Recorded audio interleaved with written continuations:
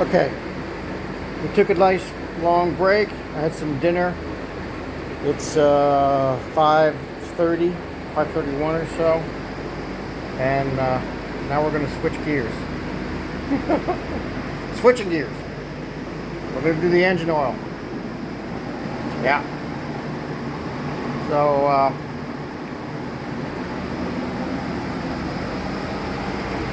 I'm having fun, actually. You know, doing these changes, doing this service. I'm enjoying it. So the transmission is all done. Now I got to just do the engine, and it should be still pretty warm. Yeah, it's 100 degrees. So I think I'll be all right. Take this out. There's no spring on here, so you just twist it. Alright, we'll do that with two hands. Okay. Alright, so let me get you geared up, and we're going to start on the engine. Okay? So, let me get you in a spot. Alright, sit tight a minute. Okay, I located the oil change line, and it was actually Harley put it up on a bracket up here, so it was tucked away up here. So I undid the bracket and just got to take the clamp, loosen the clamp up, take this little plug off, and the oil should start draining. So I got to pull the my digital dipstick off. It's kind of hard to get a good grip on that thing to pull it out of there, but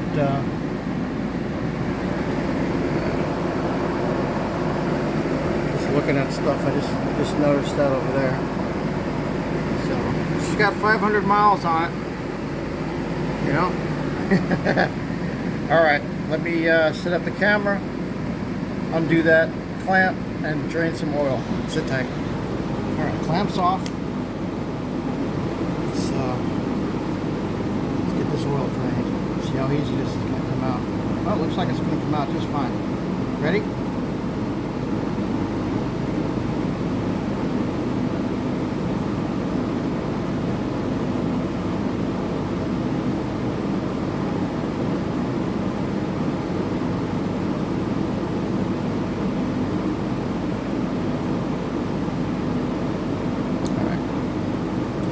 Still haven't gotten the digital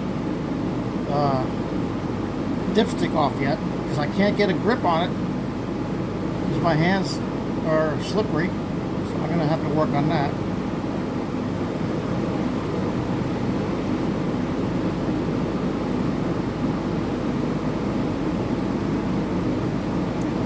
I'm just checking for metal shavings and that kind of stuff. It's kind of hard to tell doing it like this, but you know.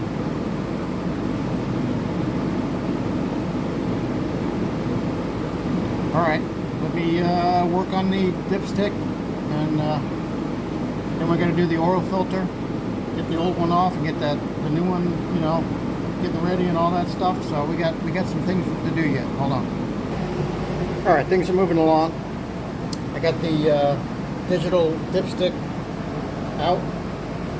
It took a little doing though, because it's just hard to grab onto, because there's not a spring to it. You have to twist it.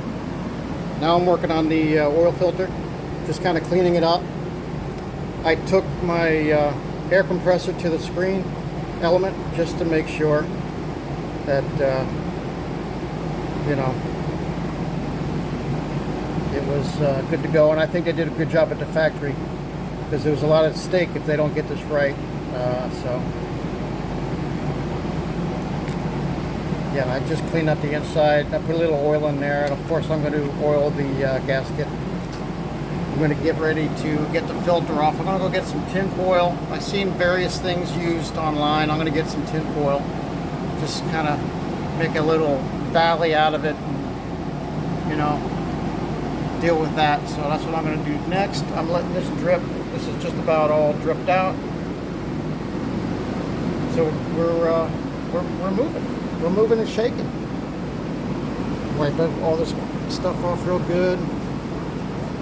When I get done with it, I'm looking for a good cleaner. if anybody has any recommendations for you know, something I could spray on or wipe off. You know, I'm kind of reluctant to use things like 409 or that kind of stuff.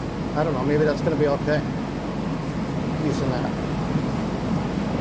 Anyway, so yeah, my next thing is to get the old filter off and go from there. Alright, so I'm going to go grab some tin foil and get that going. Hold on. Okay, there's my little tin foil thing. By the feel of it, this oil filter is on like, I don't know, somebody from another planet tightened it. So I got my channel locks, which I don't know if I can get around it or not, or I got these things, my plumber's vice grips, and I have a feeling that's what I'm going to need to use. Alright, so let me get a handle on that and see if we can get it, because I don't have an oil filter wrench, and even if I did, it'd be probably hard to get it in there because there's no room. So, alright, hold on. Okay, channel locks for a no-go, but my oil filter wrench, or not oil filter wrench, my plumber's vice grips, I think that might do it. Oh, and I can't do it with one hand, so before I destroy everything, let me do this on off camera. Hold on. Okay, I couldn't show you this on camera, but there's way more oil than I thought would come out of that filter. So you got to be ready for that. Got a little mess in there.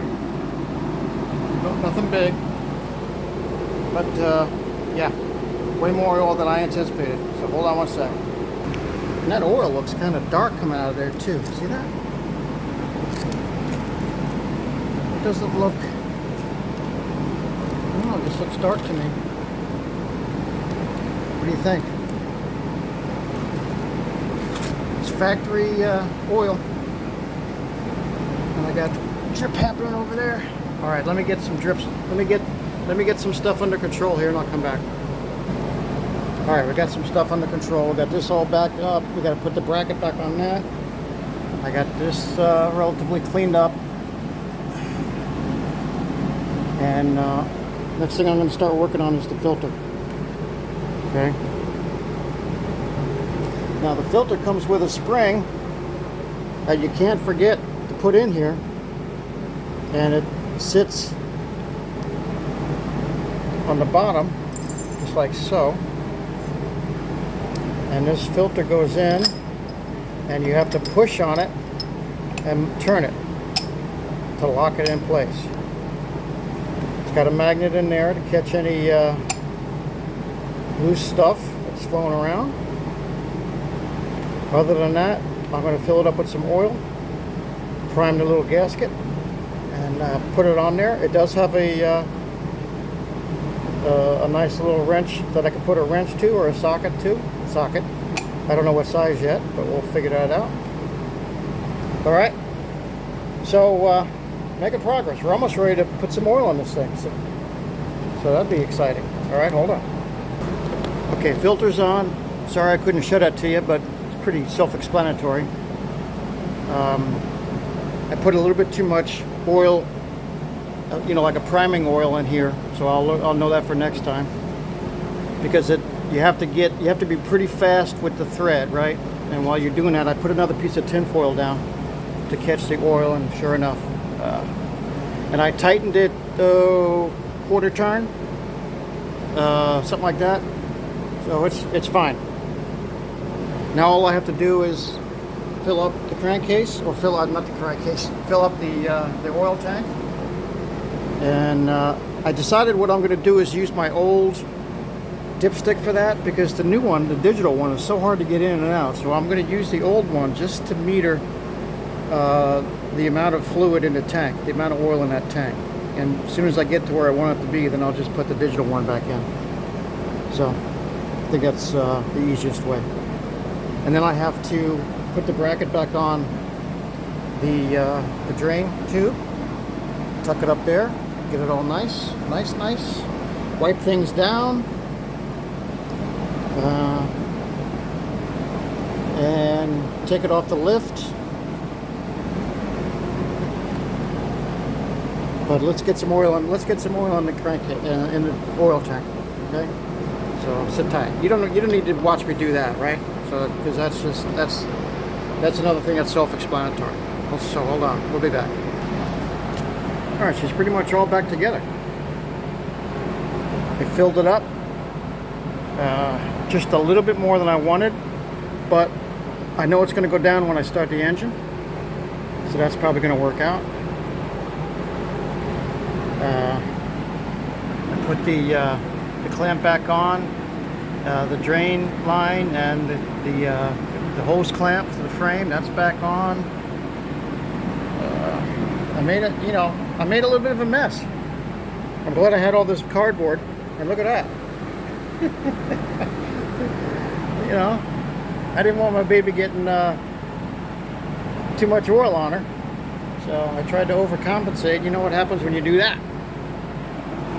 But another thing about this oil filter, besides being going to last forever, is it's got cooling fins on it.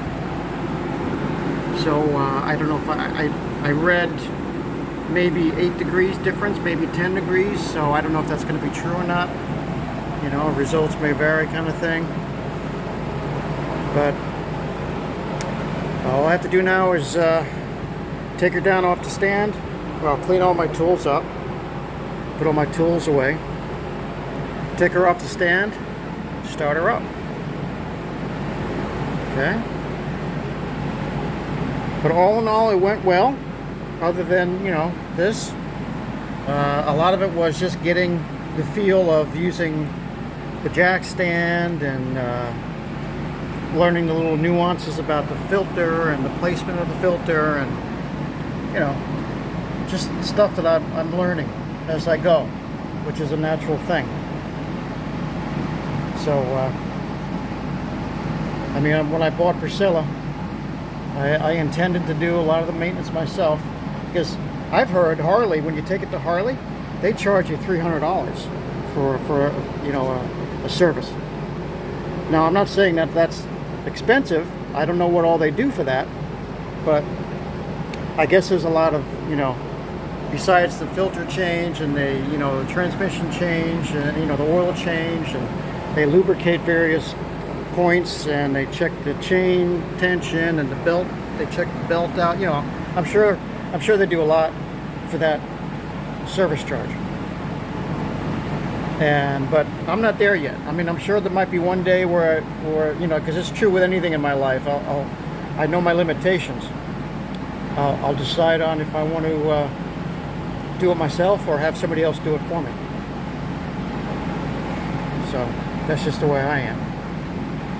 All right, let me end this. I'll pause you, get my tools all cleaned up, and then we'll turn her over. All right, sit tight. Okay, she's off the lift. Yeah, look at my little mess. Good thing I had some cardboard. She's off the lift, and we're going to start her up for the first time. I don't think there's anything special I have to do, other than not give it any gas. Just let the engine get comfortable for a minute. I don't think there's anything special. All right, let's give it a go. Give it a go. We're in neutral.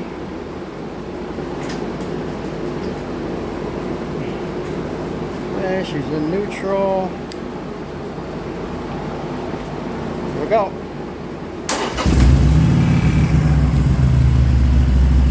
There you have it.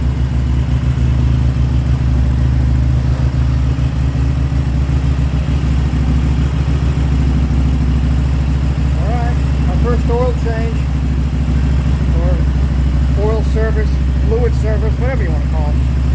The reason I didn't call it oil change is because it's got transmission fluid, and I don't ever call transmission fluid transmission oil. I call it fluid. That's what I call it. So the 500-mile service is complete. And I think she's happy. She's a happy camper.